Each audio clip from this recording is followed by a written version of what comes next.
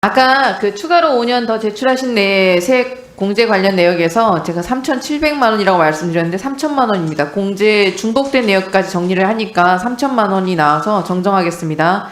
그런데 이때도 부당 인적 공제인 건 마찬가지입니다. 재산 신고를 하거나 세금을 정정 신고를 하지 않았거나 뭐 둘 중 하나여야만 했어야죠. 인적 공제 기준인 생계를 같이 하고 있다라고 평가받으려면 말입니다. 최근 5년 동안에 인적 공제 받지 못하는 상황이면 10년 전에도 마찬가지였을 것입니다. 그리고 최근 5년치를 포함해서 최소 1,700만 원의 세금 탈루가 지금 벌어졌습니다. 과거의 기본 인적 공제에 더해서 3천만 원 사용액을 통해서 세금 탈루 더 추가 검토하면 아마 더 늘어날 가능성도 있을 것으로 보이는데, 그런데 국세청이 계산해준 대로 했으니까 괜찮다. 국세기본법상 국세 부과 제척 기간은 5년이다. 그래서 5년치만 냈다. 이렇게 말씀하셨죠? 네, 이런 말장난을 말고 5년치만 내도 되니 5년치만 내겠다 이런 속편한 소리 말고, 공영방송 사장이면 최소한 세금은 제대로 내야 되는 거 아닙니까? 그래놓고 오전에 제가 거짓이라고 얘기했더니 뭐가 거짓 해명이냐고 저한테 오히려 되물었었습니다. 윤리의식이 떨어지다 못해 지하실로 떨어지는 사람이 KBS를 책임질 수가 있겠습니까? 국세청이 안 받겠다고 하면 불법으로 탈루한 세금 기부라도요 한다고 말해야 되는 거 아닙니까? 최근 10년보다 그 더 전에도 혹시 부당 인적 공제 있었으면 다 토해내는 게 맞습니다.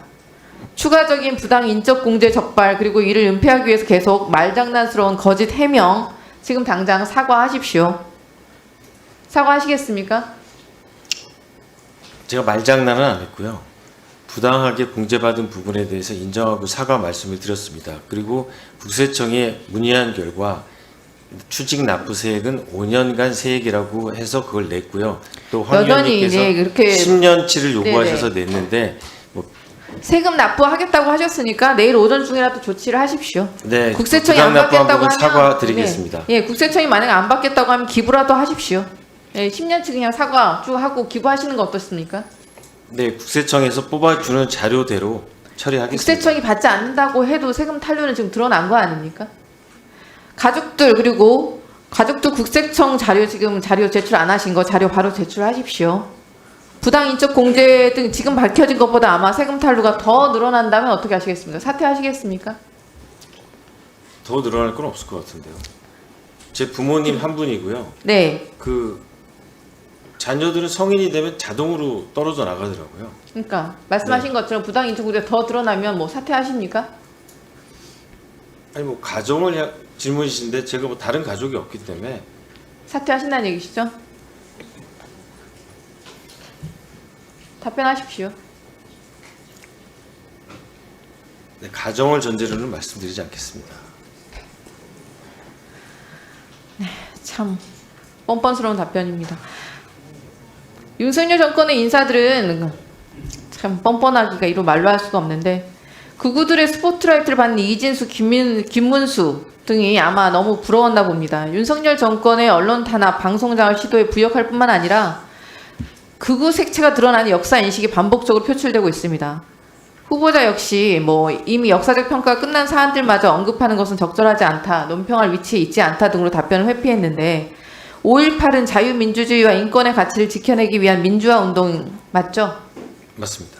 예. 그런데 답변 어떻게 하셨습니까? 민주화 운동의 의미는 무엇인가라는 질문에 KBS 사장 후보자 신분에서 관련 의견을 표명하기보다는 향후 KBS가 다양한 시각을 균형 있게 다루고 국민의 판단을 돕는 공정한 보도를 제공하는 데 중점을 두겠다. 뭐 이게 무슨 말입니까? 뭐 해석이 너무 어려운데? 이미 역사적 법적 평가가 끝난 5.18 민주화 운동에 대해서 남아있는 다양한 시각은 무엇입니까? 아니 저는 답변이 5.18 민주화 운동은 민주주의와 인권을 위해 헌신한 중요한 사건이라고 명확하게 얘기했고요. 이를 통해 이루어진 민주주의 정신은 우리 사회가 지켜야 할 소중한 가치라고 생각한다고 명확하게 5.18에 대해서 제 입장을 밝혔습니다.